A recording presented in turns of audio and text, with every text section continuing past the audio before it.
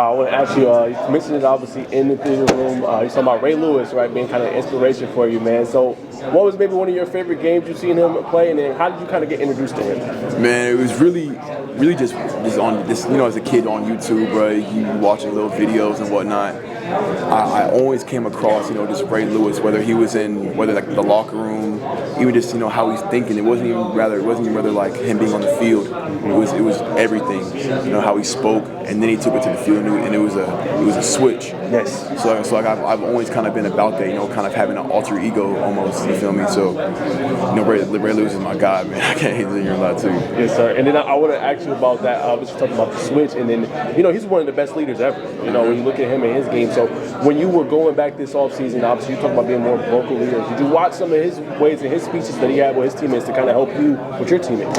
Yeah. So I've always been put in a leadership position. Whether I like it or not. Like folks have been following me since I was a little kid. Just by default, I've always just been just live right, do the right things, and it's kind of just like you see it and you respect it. But now I'm getting to the point where, in those days I would just kind of sit back and I could watch something happen and not say anything about it. But now it's like I'm not gonna sit around and watch it at all because I want to win a championship.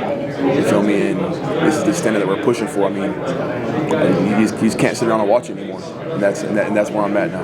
And I want to go back to high school real quick. You're a hometown kid. I believe, correct me if I'm wrong, you went to Dacula, correct? Mm-hmm. Just what does it mean to you to have all the success at the collegiate level? And, like you said, you're underrated, but you just always play with that chip on your shoulder, and you've been great. So what does that mean to you to be a hometown kid and have so much success? Man, it's really everything, man. I always had this kind of flown under the radar. Yes, you have. Being in Dacula, going for 2,000 yards, 160 tackles, and really nobody even knew. Right. So it's like, it's fun because people in my hometown, they do know. So it's cool being a little hometown here because I just come over here and I'm still just kind of rolling under the radar. I'll go back home like, oh, there you go. You feel me? Yes, sir. What does it mean to you? Obviously, I know team success is very important to you, but like you said, I feel like with this class, with yourself, Jamal Haynes King, this could be kind of the forefront for Georgia Tech. They really had that turnaround, but getting guys into the league consistently, you guys can be a part of that class. What does that just mean to you to kind of be at the forefront of that? It's something serious for sure. Because it's something we've been lacking for a while. So, I definitely think if we've been winning games, we'd be able to put more people into the league. Because that's what comes with it. So we get this team right. We start winning games. That's when that individual success will start coming. We'll start being able to put more people into the league. He came over from Texas. Just your thoughts on him? What's it been like just learning from him and just obviously all his cerebral mindset and bringing different things to the game? Man, it's just an overall real dude. A love, a care for it. Just compassion about his athletes, and man, he's an overall good dude, man. I can't wait to execute his defense out there. For sure. Thank you. What has your focus been this summer as you head into fall camp and the 2025 season? It's been becoming a better leader. Obviously, with my body, with me coming off an injury, it's been me getting my body right. But on the other aspect of that, it's been me becoming a vocal leader. Like everyone has, my teammates have followed me. It's just kind of been by default. I haven't really been too vocal, but now it's to that point where I can speak and the room will get quiet. So I'm very working on becoming a vocal leader because my teammates do listen to me. When it comes to you on the field, you've shown the ability to be really, really successful against the run and the pass.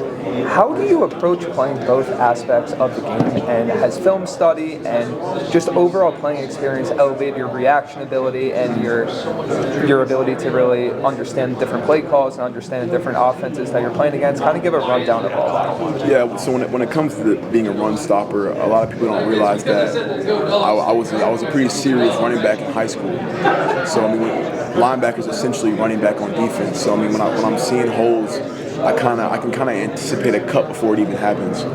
So regarding the run stopper, that's kind of how I close that up. But for me, it's going to be just honing in my pass coverage, man. Just continue to hone it in, continue to perfect it. And I feel like I really be able to take that to the next level. And then my last question for you: if you were to really boil down your 2025 goals to one sentence, what would it be and why? It would be, man, I want my team to win. I don't really have any individual goals myself. With team success comes individual success. So I couldn't sit here and tell you any individual goals I have for myself. I want to win games. and I want to leave a legacy. Kyle, you went through some, injuries and so forth last season. How are you feeling now, and how does the linebacker room look to you? Man, I feel great now. My body feels great. I'm just ready to get on that football field, man. And linebacker room looks good. We got some good depth in there. Got some boys ready to play ball. Kyle, we're going to bring your second question. Still front row this time, just to your left.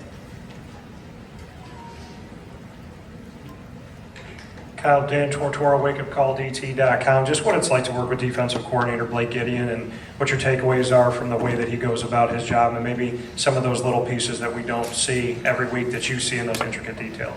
Oh, yes, sir. Coach Gideon's been great thus far. He's going to have us playing real fast out there, real extinctual football. He's speeding that defense up for us, man. And we're real excited to get out there and play an extinctual football game. Kyle, to your right, second row. Najee, welcome to Georgia Tech on SI. Kyle, I just want to ask you about a little bit about the linebacking room. I know you got some guys, obviously yourself, EJ Lightsey. I just want to talk about just the growth and development of Taj Butler. We know how good he is. Just what have you seen from him? Yeah, man, Tajay, EJ, the boys are coming along, man. When it comes to them, it's just going to be about them slowing the game down in their head, staying healthy. When you have a true freshman coming back with, 50, 60 tackles, it says a lot. His game says all really what he needs to say about it. Kyle, to your left, about the sixth row, about right in the middle. Hey Kyle, Owen Home with WFS. People described you as a throwback linebacker in the past. Who are your biggest inspirations in terms of playing linebacker that are throwbacks? If I'm being honest, man, I only watched Ray Lewis growing up. That was my go-to guy. Kyle, from the podium, Georgia native, your home is only about 35 miles away from Bobby Dodd Stadium. What's it like for you to represent that school and what is, in essence, right around the corner from your hometown?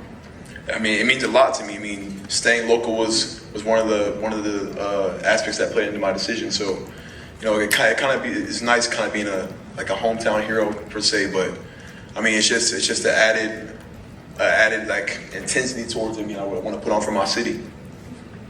We'll go back to the first row. 24/7 Sports. Coach Key talked about how the defense took a very large step forward in run defense last year. Where is this defense improving this year, and do you think you can replicate that success that you had in run defense? Not 100. I think our front is going to start at the front. Obviously, really